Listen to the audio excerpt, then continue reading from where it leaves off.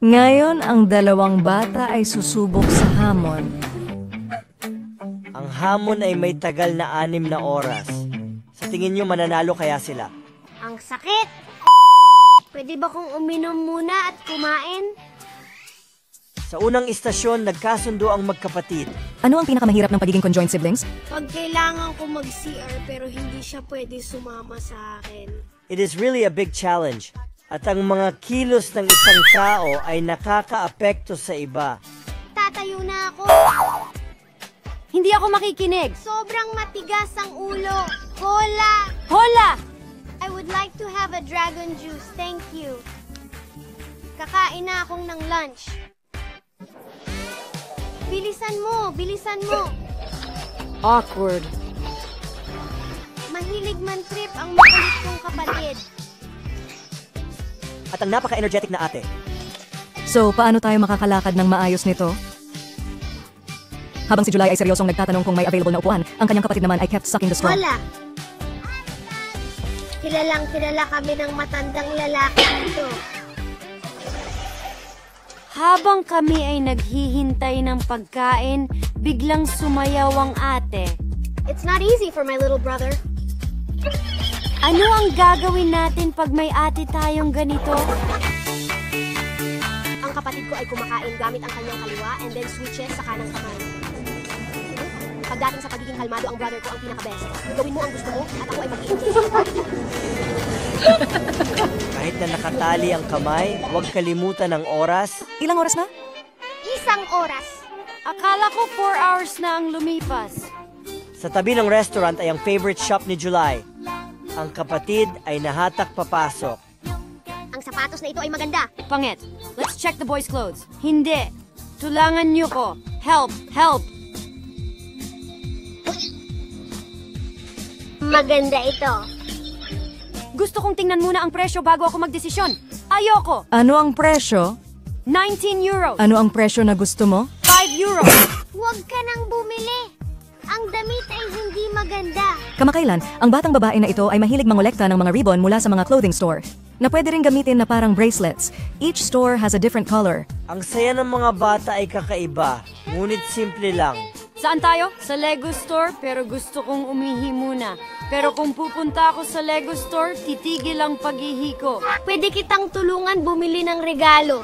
Gusto kong gumastos ng sarili kong pera para bilhan siya ng Lego bilang regalo sa kaarawan. Lumagpas ako sa aking budget, masyadong mahal.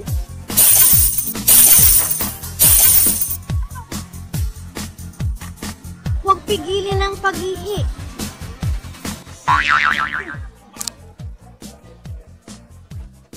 Huwag mo takutin ang ate ko, okay? Found the family toilet. Tapos na ako. Habang siya ay nasa banyo, ganito ang ginawa ko. Habang ako naman ang nasa banya, ganito ang ginawa ko. Nang matapos ang magkapatid, masaya silang pumunta sa Ibigay ice mo cream. muna sa kapatid, tapos kunin mo ang sayo. Mukhang unti-unti silang nasasanay. Ate, anong pakiramdam mo? Great! Ano ang mas maganda, isa o dalawa? Dalawa! Seryoso ka ba? Medyo mahirap, kailangan laging magkasama. At minsan may mga gulo.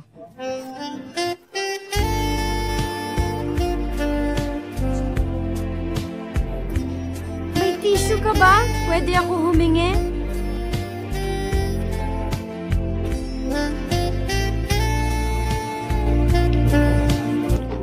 Meron pa. Wala na. A mistake is a mistake. Just own it. No hiding mistake.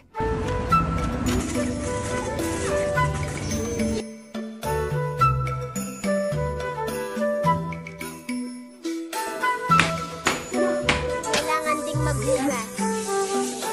Ganito ang paghuhugas ng kamay, masaya. Paano natin uubusin ang natitirang oras? Mag drawing. Gumawa ako ng Lego at ang huling oras ay lumipas. Ang isa ay kailangan bumaba para may kunin. Kailangan ding sumunod ng isa. At pagkatapos, sabay aakyat. Talagang it is quite a bit of an exercise. Pwede bang pag gumalaw ka ay medyo dahan-dahan? Dahil nakakaramdam ako ng konting sakit. Kahit na nakatali ang kamay, hindi ito hadlang para malaro ko ang aking Lego. Namamanhid ang aking paa. Sobrang manhid. Sobra talaga. Umupo ka o lalo itong sasakit. Kailangan nating tumayo. It's been tied for 6 hours. Pagod na. Kailangan ding iunat ang inyong likod.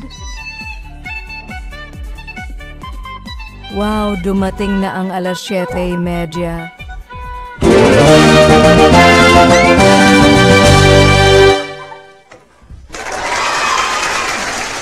Ano ang naramdaman sa araw na ito? I feel good sa araw na ito. Wala naman kaming masyadong naranasang inconvenience, maliban sa pag-CR. Maraming lugar ang pinuntahan ko, pero kailangan mong sumunod sa iba. Dumaan kami sa mga hindi tama na daan, pero being ties together is really good. Dahil lagi kang may kasama na pwede mo makausap. Pag magkaaway ang magkapatid or something like that, pwede itong gawin ng inyong magulang para magkabati sila. A person born in 2015 became conjoined twin with someone born in Natutunan mo ba na kapag nakatali ka sa iba, kailangan mong gumawa ng kompromiso? Oo, may isang bagay na hindi mo magagawa kung walang kompromiso. Oo, mabuti. Sa paaralan man o sa hinaharap sa trabaho, hindi kayo nag-iisa, kaya kailangan ninyong matutong makipagtulungan at makipagkompromiso. May sarili kayong opinyon, ngunit kailangan ninyong matutong makipag-usap. Ano ang ginagawa ng bata ito? Okay, congratulations. Nakapasa na naman kayo sa isang hamon. Ang pag-unlad ay tungkol sa pagharap sa mga hamon. Magpatuloy lang mga bata.